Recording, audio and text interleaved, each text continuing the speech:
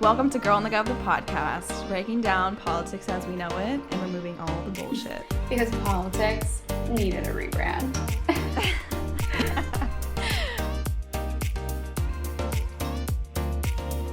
Welcome back to Girl on the Gov, the podcast. Happy Wednesday. This is our Wednesday episode. If you are here, then make sure you go check out our Tuesday episode where we cover the top stories of the week. We talk about, what do we talk about? This is, wow. Okay, we talked about Build Back Mansion, just more Joe Manchin drama. We talked about gun reform, assault rifle ban potentially in the pipeline in Congress. We talk about... This is actually a quiz, by the way. This is, I feel very pop quiz vibes right now. I'm trying to remember. Also administered by yourself. Yeah. Okay, there was two more stories. Abortion legislation and Maryland primaries. Okay, yes. Maryland primaries. Maryland listeners, you voted yesterday. Happy voting. And some abortion rights legislation that is attempting to pass the House and the Senate, but likely won't. You know what I wanted to say when I was listening to our episode this morning that I realized we probably should have clarified for people, and it just didn't hit me till I listened to it back, kind of thing, is we talk about in the Maryland primaries there only being one open seat, and when we say that in a particular race, that doesn't mean that there aren't other races per that role. It just means an open seat means that there's no incumbent running in that seat.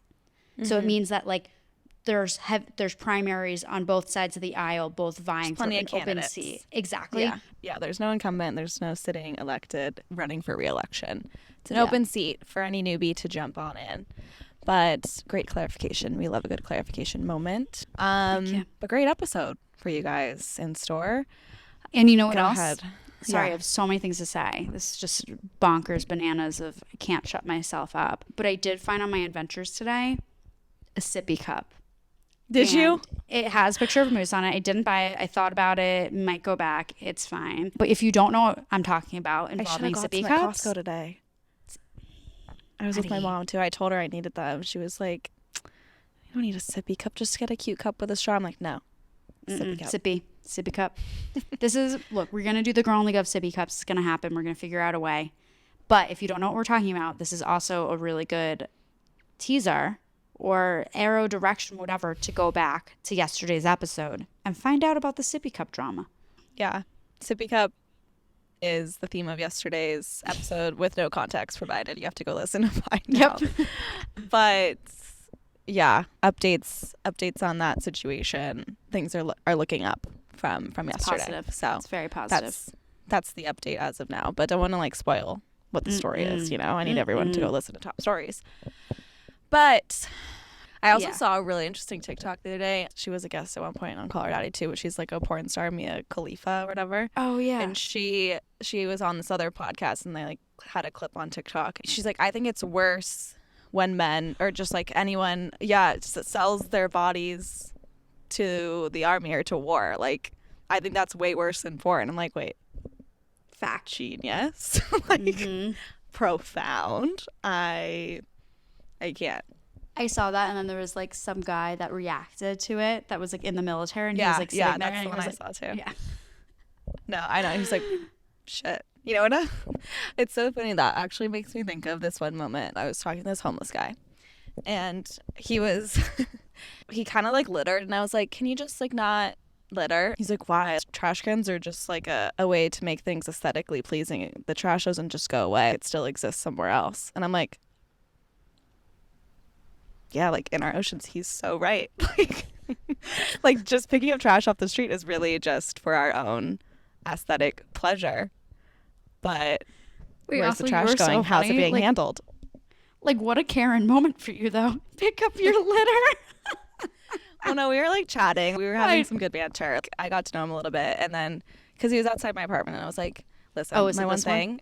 He was a new one, one I wasn't familiar with, but we were chatting. I was like, just my one thing. Can you just try not to throw the trash everywhere? He was like, why?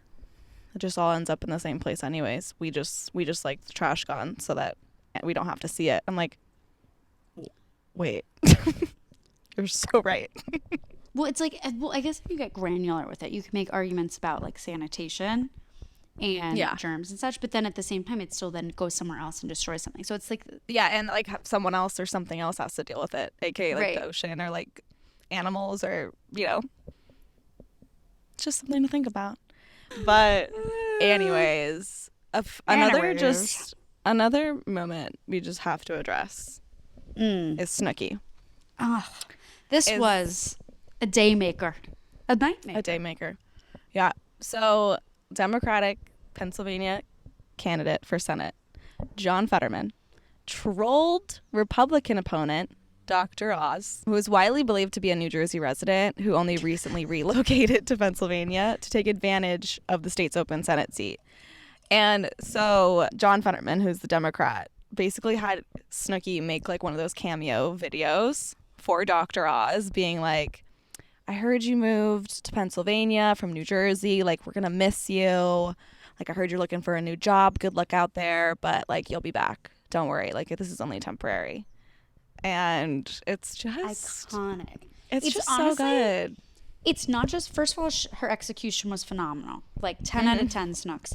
But what I loved about it was obviously there was a thought process. There was a meeting. There was an idea. Like, I don't think I would have ever thought to use Cameo to do something that creative, and I fucking love it. And it's funny because I remember, I think it was this fall.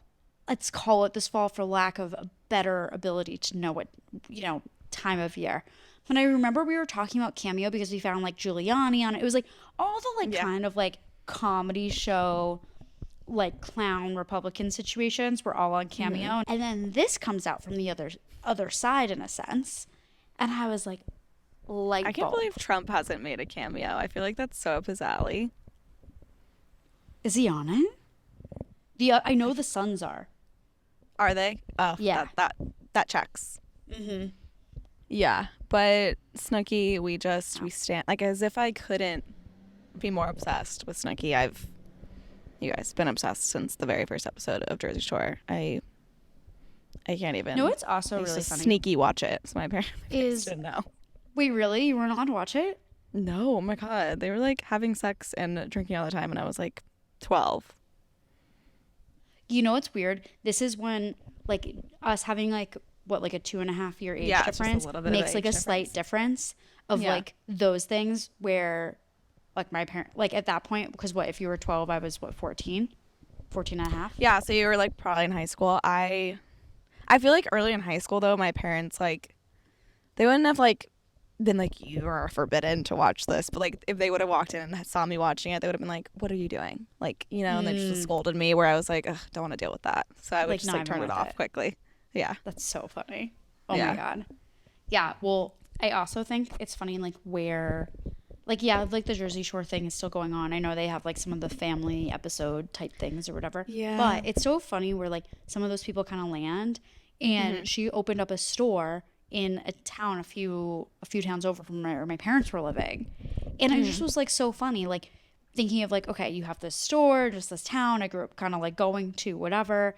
And then in addition to that, like your kids are in the school system here, like, and then I'm thinking like you're at soccer practice and you're just like on the sidelines with Snooki. I feel like she's kept such a, like, she's one of those that could have gone off the rails psychotic, you know? Totally. But she's just like such a family woman, like loves her children, such a good mom, and just like a New Jersey mom and just living the life, but like still has her fun and still makes her money and like did the perfect balance of like celebrity but like normal, you know? She really figured it out. Like, I gotta say, like, anyways. Wait, other thing is Respect for Marriage Act. Saw this in Punchbowl newsletter today. So there is a bill coming through the House that would basically codify marriage equality, which we love to see. And there's actually a ton of GOP support for this, which is great and pretty shocking, weirdly. However, of course, per usual, the Senate is unknown of like where they're going to stand on this. So just a call to action. We need to see and be proactive. It's one of those proactive political moments we talked about yesterday with this rogue Supreme Court who is already threatening revisit same-sex marriage ruling, which is crazy. And then Ted Cruz, the other day, he said, that the 2015 marriage equality ruling was, quote, clearly wrong. So call your senators, but like call Ted Cruz, especially 202-224-3121. Ask to speak to your Texas senators and say that you want them to support the Respect for Marriage Act when it hopefully hits the Senate. Should we send him some rainbow flags? Yeah, we should send him. You know what we should send him? You know those little, have you seen those things where you like open the package and like a bunch of confetti comes out? Like rainbow confetti box. Mm-hmm.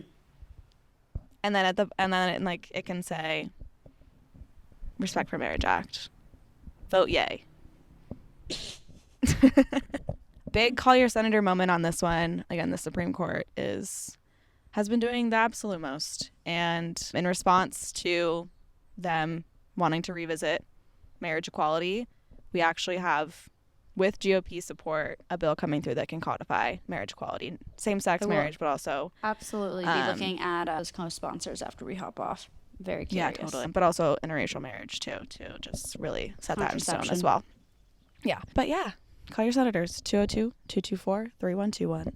There's my other QVC moment. Other moment, 17 House Democrats were detained at an abortion rights rally protesting the Supreme Court decision. AOC was one of those, so there's a little video of AOC in handcuffs protesting, which we absolutely love to see. Like, you know, like your reps are supposed to be just like you, like part of the people. And I think it's so important to like just send this message of like solidarity of like, we're not only going to be working legislatively to protect abortion rights, but we're going to be out there on the streets with y'all. I love to see it. Love to see it. I'm not sure how this works with protesting. I think you're just like detained and then you're taken. You know, like remember when like Amy Schumer and Emirata got arrested at the Women's March? Yeah, that's a great question. Like, are they just like brought in? I think what I saw was that basically like the reason they were able to like arrest them is them protesting in, I think it was like an area where you're not allowed to gather or like disruption of parking. So like I think they usually arrest them under some like minuscule charge that like most people wouldn't be. They don't even like take them to the police station. I think they book them, but like they're violating ordinance. You know, like they're not rioting, so it's. I have no. And words, you know they're gonna. These 17 House Democrats are really gonna have so much campaign content from this. You're like, look at us. We're out here getting arrested for you guys. Who would have thought? It's great campaign messaging. That's all I can think of when you say that. That's the Samantha only thing that goes to my head. Laying horizontal on the floor.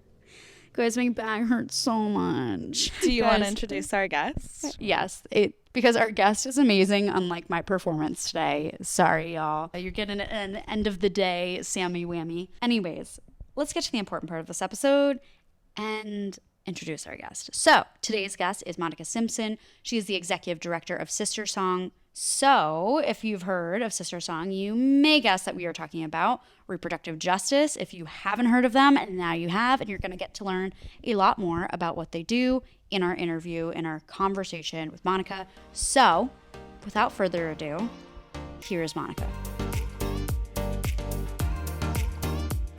Well, we are super excited to have you on the show. You're the Executive Director of SisterSong, which is an organization that we have been chatting about for, it feels like time immemorial. But we want to give our listeners the 4-on-1 on what you guys do, you know, right from your mouth. Like, what do you guys do? What's the organization all about? And also, how did it get started? For sure. So I'm really also very excited to be here. You all are doing great work, and I'm just really excited that you are giving us an opportunity to be on your platform and talk to your listeners. But, you know, I came into the know of SisterSong probably around 2007, right? I had been doing social justice work for quite some time at that point, but I was just really looking for like my political home, to be quite honest. And I heard Loretta Ross, who was the national coordinator of SisterSong at that time, speak at the U.S. Social Forum in 2007. And the way that she talked about human rights and like she introduced me to this term intersectionality. And she was this beautiful Black woman with these locks. And I was just like, wait a minute, there's Black women who lead movements? Like, I didn't know that.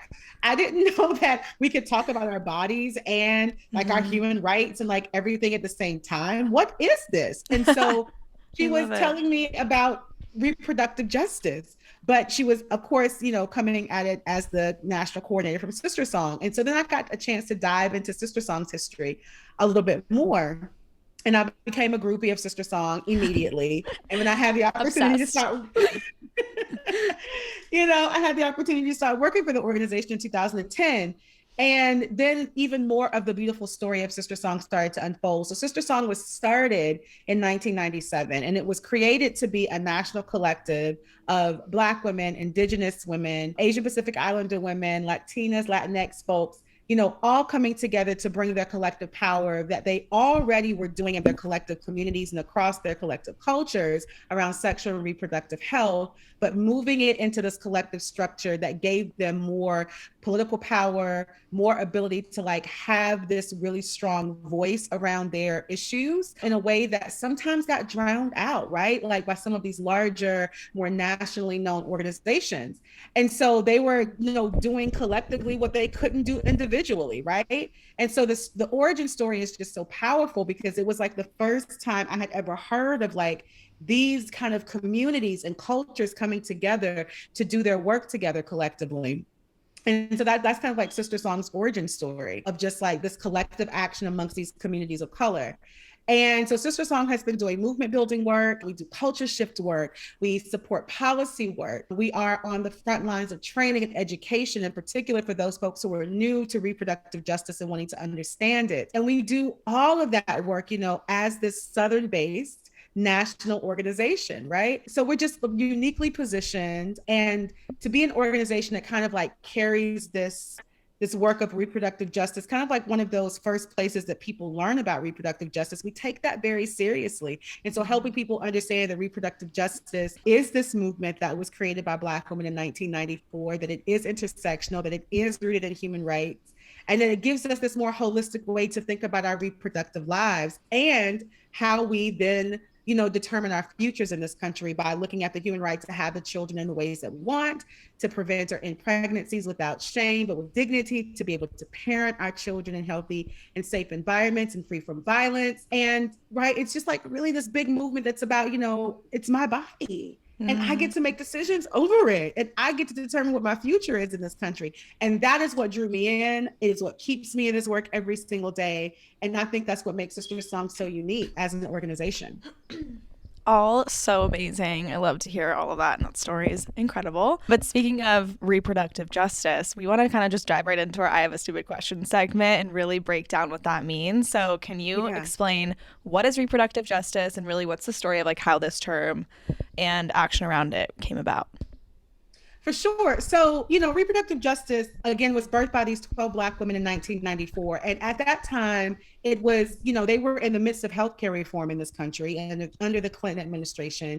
And all of these conversations, all of this organizing was going on around healthcare reform.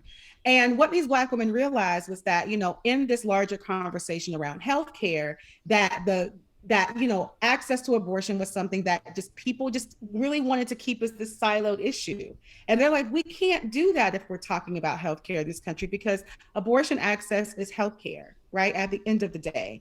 And they also understood that if we're going to talk about healthcare in this country, we can't do that and not talk about the ways in which systemic racism and violence and white supremacy and patriarchy, all of that comes into play, as we're thinking about our health in this country. And they just wanted to make sure that the needs and the experiences of communities of color, in particular Black communities, was centered in this conversation. And so they did this action where they had over 800 people sign this petition. This was pre-Twitter and pre-social media, all the things, right? To say that if you're going to talk about healthcare reform in this country, you're going to listen to Black women and you're not going to exclude our reproductive healthcare. And they call themselves Women of African Descent for Reproductive Justice. And this was the first time that we heard this term used. And so reproductive justice over the years has now been defined, as SisterSong defines it, as the human right, again, to have the children that we want in the ways that we want. So this is our ability to talk about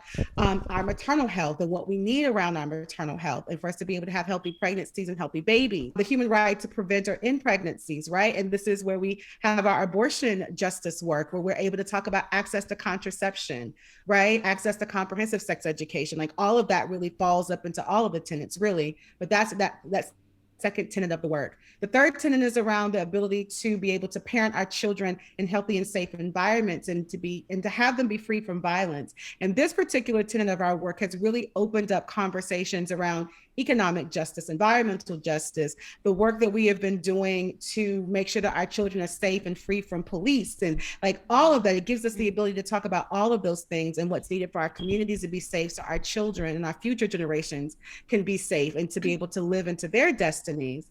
And ultimately, again, it's about this bodily autonomy, right? This human right to bodily autonomy, to be able to self-determine our lives. And so reproductive justice was not created to be a single issue movement at all. It was always meant to be intersectional. And whether it's economic justice, environmental justice, any of the justices, right, that we're all so committed to right now, all those roads lead back to reproductive justice. They do. Totally. And so that's just, hopefully a way for people to understand it a little bit more, that it is more all-encompassing when thinking about the totality of our lives. It's so important to like paint that picture that it's all connected. I think that's crucial.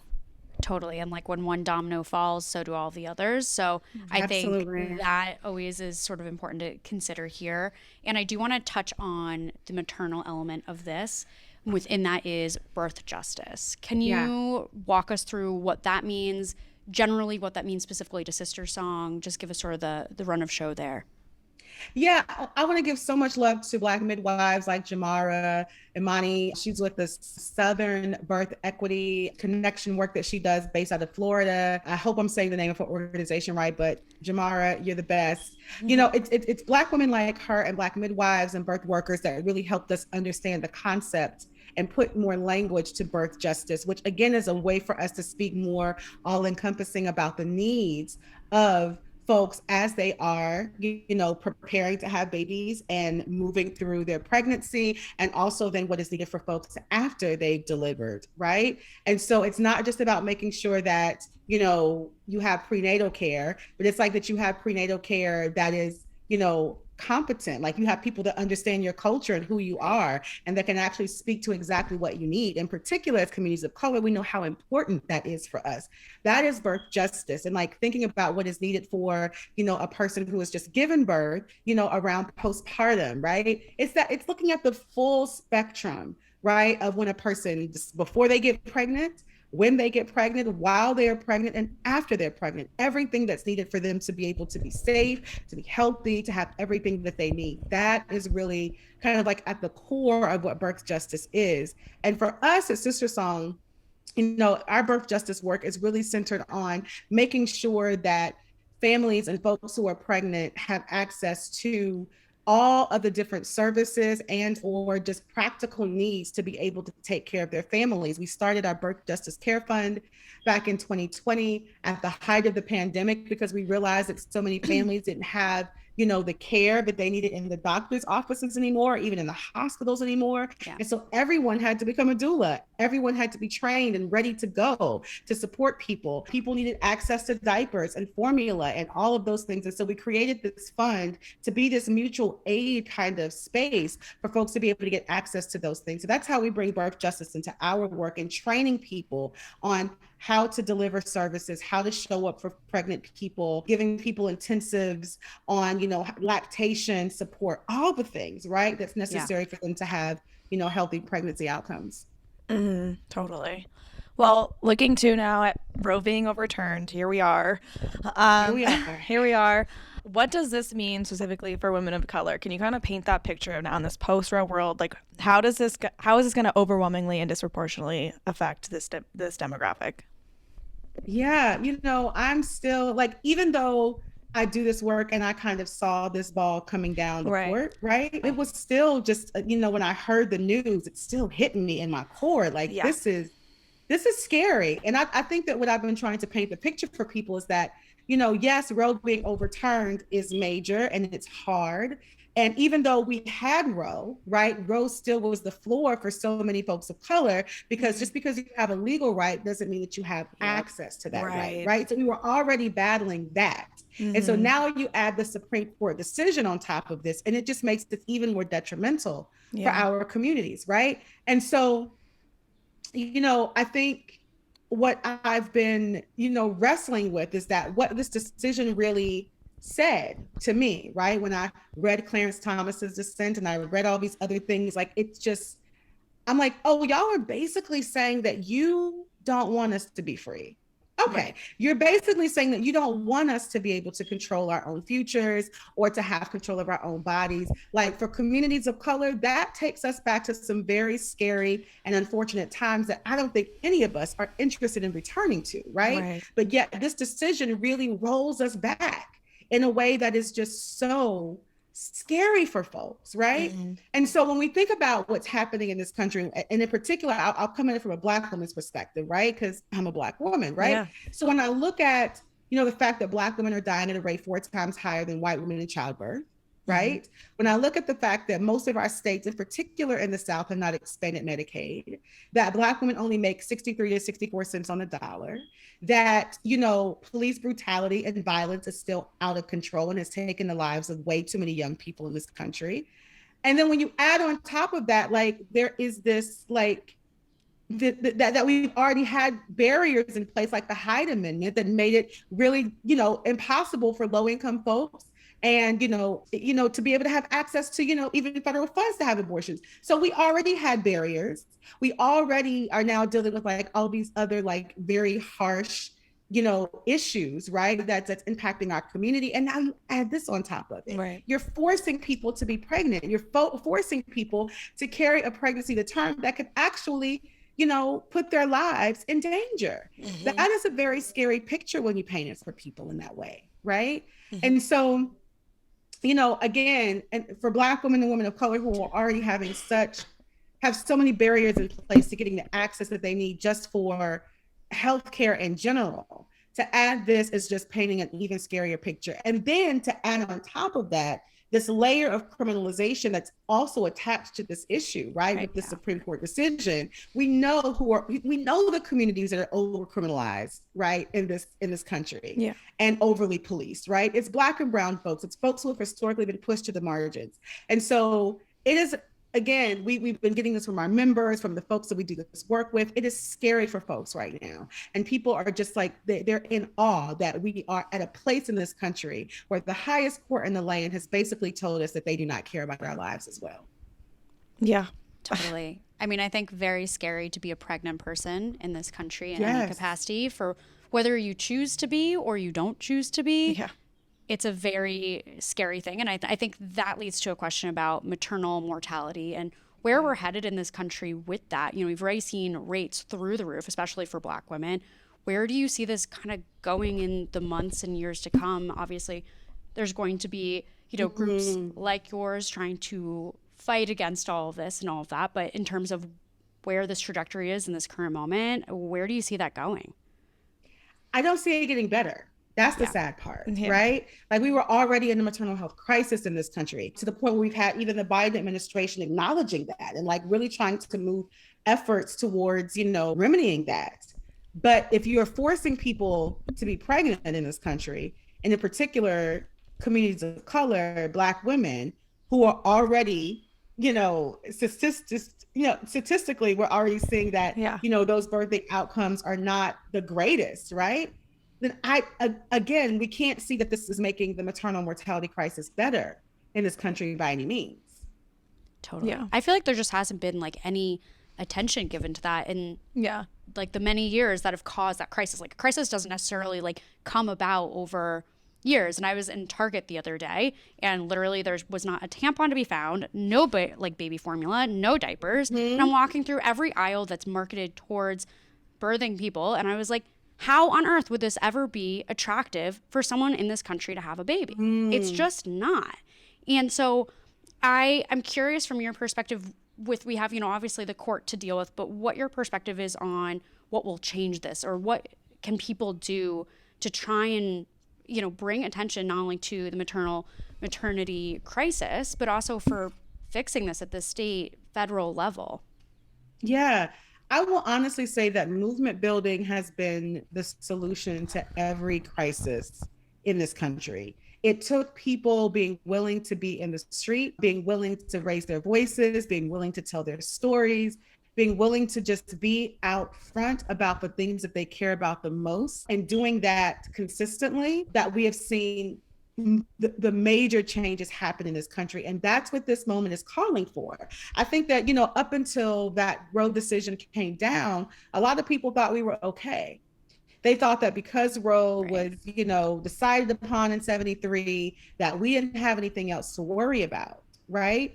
And now folks are waking up, and new folks are like being politicized around what's happening around these issues. And I think that's important. I'm glad that those people are waking up. I'm glad that more people are willing to come to this issue and take it on.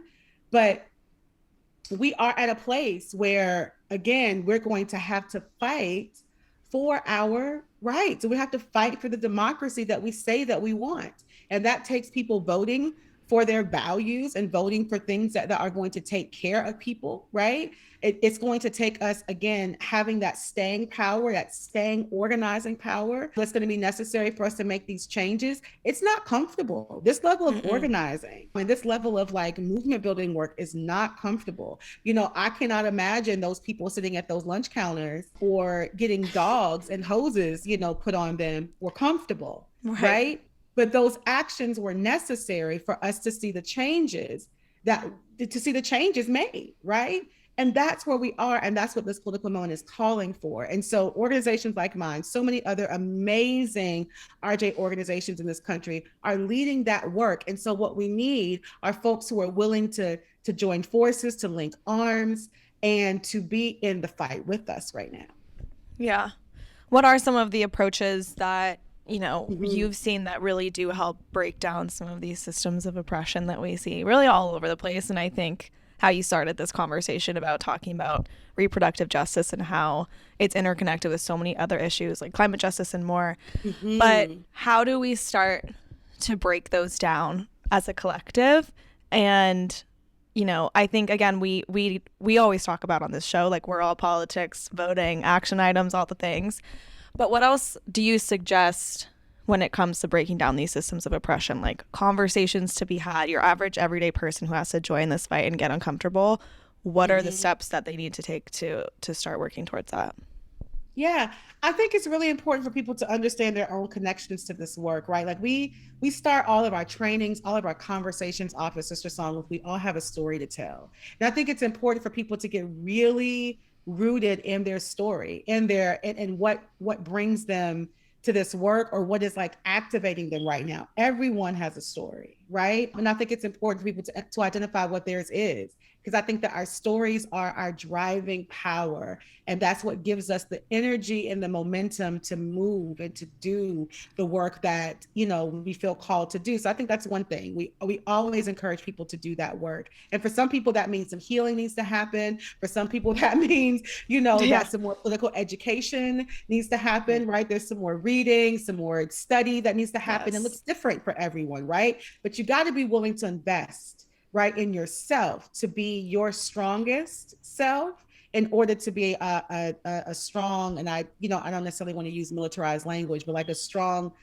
warrior, right? Like in this fight right now, right? That's one way, right? I think another way that people can really do this is by sharing, right? Like, we have to see that social media is a powerful tool for us. It's an extremely powerful tool. And we got to be willing to use it in all the ways necessary, right? So I think that, following these RJ organizations, reposting, putting that information out for folks is going to be really necessary for folks to be able to get more information, to really understand what's going on. I think the podcast like you all are doing, and like creating these opportunities for folks to like hear real-time conversations are going to be really, really important right now. That's what gets people politicized. It's what gets people excited. It's what gets people amped and ready to move. And so these are like culture shift strategies, in my opinion, that are really necessary for us right now to be able to like switch people's lights on inside of them, right? To then move them towards action. And then once we have people in that action mode, right, we can then have them start to give money to their abortion funds, or volunteer for organizations, or show up in different other capacities. That's how we have to move people. Totally. Absolutely. It's like the 3 Ps: personal, politics, and platforms. Oh, okay. I love it. Well, we know Little you marketing are moment. a busy woman. We could talk about this forever, and we're going to need to have you back on. But we will let you go. But before you go, can you tell everybody where they can find SisterSong, where they can support you guys, and maybe get involved? Absolutely. Again, thank y'all so much for this. And I hope that this like sparked, something for somebody listening to like really get connected and to get involved right now. But you can find out all the good things, all the cool things, all the ways to get involved with SisterSong by following us on all social media platforms at SisterSong_WOC. Again, at SisterSong_WOC. We're going to give you that political education. We're going to invite you in. We're going to ask you to be a member. We're going to keep you connected to the movement and to the work right now, because it is necessary for us all to be tapped in, because it's going to take all of us, right, to get to the place where we want, which is where liberation is, right, for all of us. So yeah. Yes, thank you. Amazing. Thank you so much.